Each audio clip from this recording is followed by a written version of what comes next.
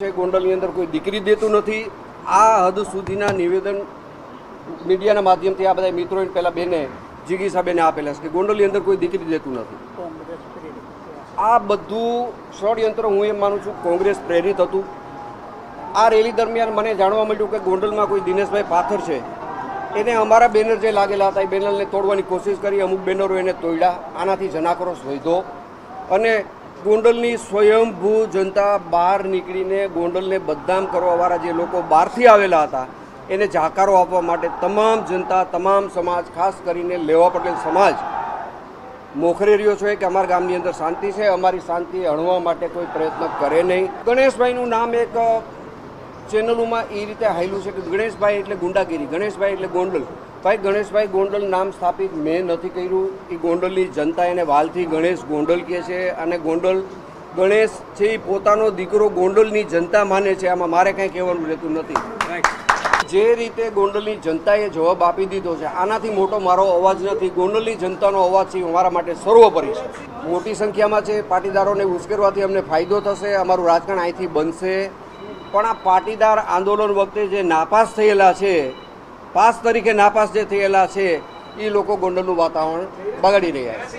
હું જરૂર હાઈકમાન્ડને ફરિયાદ કરીશ કે ગોંડલની અંદર ભાજપનો ખેસ પહેરેલો છે, ભાજપની અંદર જોડાયેલા છે અને ગોંડલની અંદર પાર્ટીનું વાતાવરણ બગાડે છે. હું ફરિયાદ પાર્ટીની અંદર કરવાનો છે. પ્રજાનો આક્રોશ હતો, ભાગી જવું પડે. પ્રજાથી મોટું લોકશાહીની અંદર કોઈ છે નહીં. તમે ગોંડલને જે રીતે ટાર્ગેટ બનાવ્યો છે, પછી બેન શ્રી જીગીસાબેન હોય, અલ્પેશ હોય, એની હારે જોડાયેલા એની ટીમના તમામ સભ્યો, તમે કોઈ અણવર બનવાની કોશિશ ન કરો. તમે આજે નહીં તો કાલે ગોંડલની અંદર ચૂંટણી આવવાની છે, એમાં તમે વરરાજા બનીને આવી જાઓ અને ગોંડલની જનતા તમને જવાબ દેશે.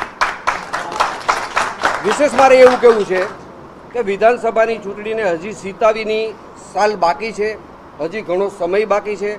પણ આવતા દિવસોની વાત કરું તો નગરપાલિકાની ચૂંટણી 10 મહિનાની અંદર આવવાની છે, તાલુકા પંચાયતની ચૂંટણી 10 મહિનામાં આવવાની છે, જિલ્લા પંચાયતની ચૂંટણી 10 મહિનામાં આવવાની છે, માર્કેટની યાર્ડની ચૂંટણી 10 મહિનાની અંદર આવવાની છે. 4 મોટી સંસ્થા ગોંડલની જે છે એની ચૂંટણી આવવાની છે. આમાં તમે મેદાને ઉતરો. મારી તમને વિનંતી છે, તમે અણવર નહીં બનો, તમે વરરાજા બનીને આવો, ગોંડલની જનતા તમને જવાબ આપશે. સમગ્ર લેવા પટેલ સમાજ સંપૂર્ણ રીતે જયરાજભાઈના પરિવાર સાથે છે. 18 આલમના દરેક સમાજના લોકો જયરાજભાઈના પરિવાર સાથે છે. એ આજે બતાવી દીધું. પહેલ અમે નથી કરી. ઘણા સમયથી વ્યક્તિગત રીતે જયરાજસિંહનું, ગણેશભાઈનું નામ લઈને એલબેલ ભાષામાં બોલે છે. અમારો એ સ્વભાવ નથી. અમારા કોઈ કાર્યકર્તાએ આવી ભાષામાં વાત નથી કરી. અમે કોમેન્ટ પણ નથી કરતા અને લાઇક પણ નથી કરતા. આમ છતાંય થોડા દિવસ પહેલાં ગણેશભાઈનો જવાબ આપવો પડે તો આપ્યો કે તમે સુરત બેઠા બેઠા અમારા તાલુકાને ઉશ્કેરવાનું બંધ કરો. પરિણામ જોતું હોય તો આવી જાઓ. અને આજે આવ્યા તો એને પરિણામ જોઈ લીધું. ગોંડલ છોડીને એને ભાગવું પડ્યું. અમારી તમામ માહિતીથી અપડેટ રહેવા માટે જોડાયેલા રહો S9 ન્યૂઝ સાથે.